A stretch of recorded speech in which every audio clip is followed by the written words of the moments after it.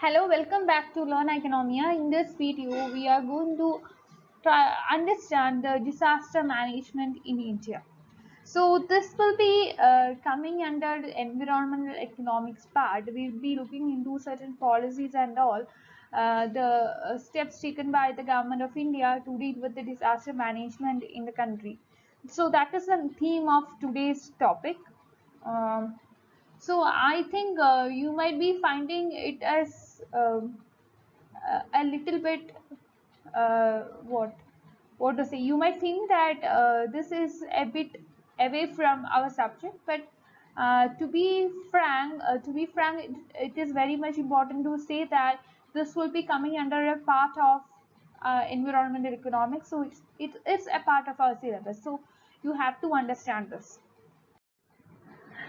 We have to understand disaster management, its aim, its motive, its goal and all first of all, and then we have to go into the steps taken by the government of India.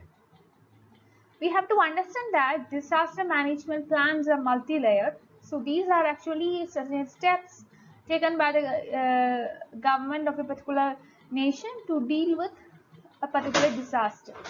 Okay. So these will be happening at different levels. That's why it is known as multi-layer.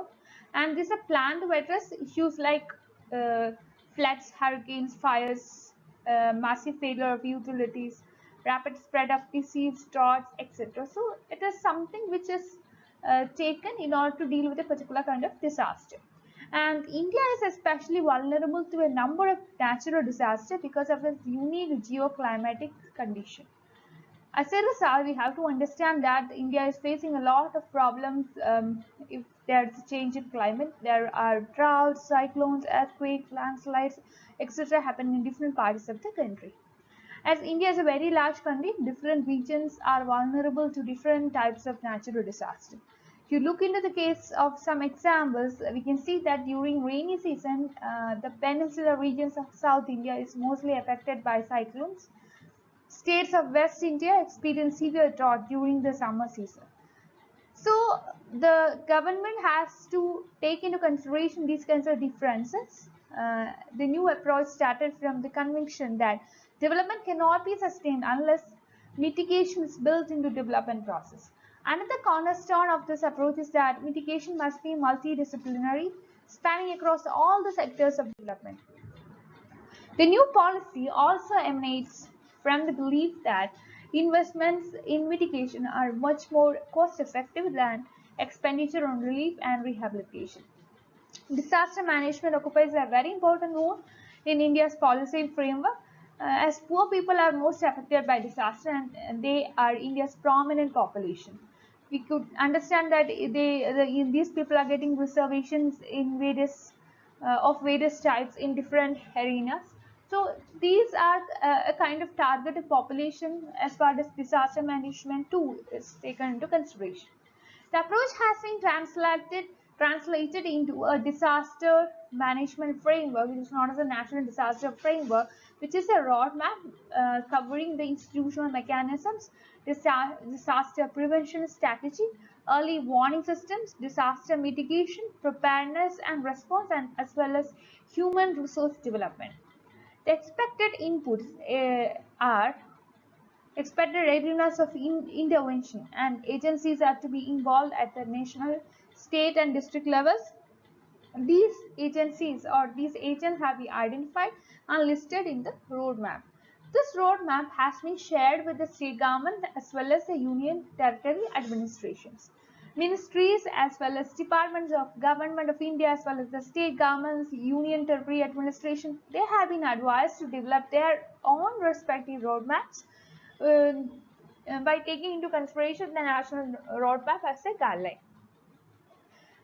So, a common strategy is underpinning the action being taken by all the participating organizations. What does Disaster Management Act 2005? We can see that in the case of India, the Disaster Management Act was passed by Lok Sabha on 28 November 2005, and the same has been passed by Rajya Sabha on 12 December 2005. This act received the assent of the President of India on January 9, 2006. The Act calls for the establishment of a National Disaster Management Authority with the Prime Minister as the chairperson. The National Disaster Management Authority has no more than 9 members at a time, including the vice chairperson. The tenure of the members of NDMA is 5 years, and the NDMA was initially established on May 30th, 2005. Sorry. This was established on the basis of an executive order which was constituted under Section 3(1) of Disaster Management Act. The National Disaster Management Act is responsible for laying down all the policies as well as plans and guidelines for disaster management in India, and the body also try to ensure a very timely as well as effective response to a particular disaster. Under Section 6 of this particular Act, it is responsible for laying down guidelines to be followed by state authorities in drawing up the country plans.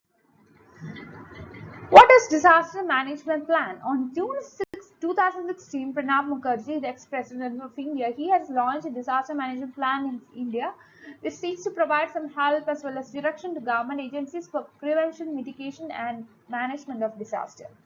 This is the first plan nationally since the enactment of Disaster Management Act in 2005 was made, and the National Disaster Management Authority is considered to be an agency of Ministry of Home Affairs whose primary purpose is to coordinate the response to natural as well as capacity building in disaster resiliency as well as crisis response. The National Disaster Management Act was established through the Disaster Management Act enacted by the Government of India in December 2005, and the Prime Minister is the ex-officio chairperson. The agency is responsible for framing policies, laying down guidelines, best practices, coordinating with the state disaster management authorities, etc. So I think you all hope and you all got an idea regarding the disaster management in India. Please like, share and subscribe to this channel. I'll be coming soon with yet another novel topic. I welcome you to my Telegram group as well as Telegram channel to discuss your doubts. There are plenty now. They have been discussing their concerns, issues, problems, doubts, etc. in the group as well as in the channel, and they could be able to get their doubts clarified. It will be both the group as well as the channel will offer you good platforms to clarify yourself. That's why I think it will be a good opportunity. It will be a good opportunity in the sense that you could make use of this group as well as the channel so as to clarify your doubts. Okay, so that's all. Thank you for watching.